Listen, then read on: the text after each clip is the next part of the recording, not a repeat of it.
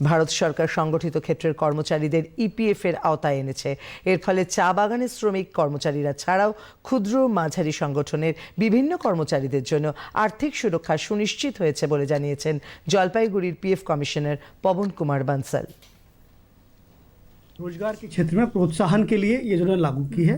यह योजना 1 अगस्त 2025 से लागू है और इसका रजिस्ट्रेशन पीरियड 30 अप्रैल 2026 तक है।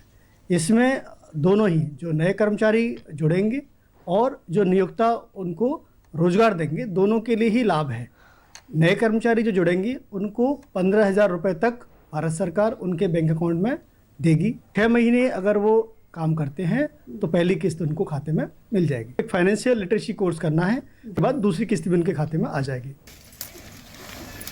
এই যোজনার সুফল সম্পর্কে জানিয়েছেন অন্য আধিকারিকরা।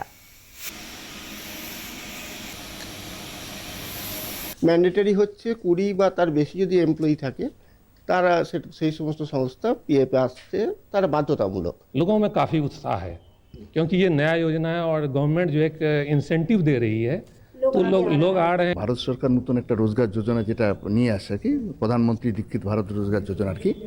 এই যোজনার মাধ্যমে আমরা যে প্রথমে যে রেজিস্ট্রেশন করতে হয় সেটাকে রেজিস্ট্রেশন করেছি আর কি। তো এর মধ্যে যে এমপ্লয়ি এবং এমপ্লয়ার আছে আর কি, উভয়ই এটাতে আমরা মানে একটা ভালো বেনিফিট পাবে আর কি। বেশি বেশি সংখ্যক এমপ্লয়ি যারা হচ্ছে এই সুবিধাটা পায় তার জন্য তাদেরকে এনরোল করার জন্য রেজিস্ট্রেশন করার জন্য আমরা বারে বারে তাদেরকে উৎসাহিত করছি। এর মাধ্যমে ভারতবর্ষের অধিকাংশ মানুষ যারা পিএফের মধ্যে আছেন তাদের বিরাট উপকার হবে।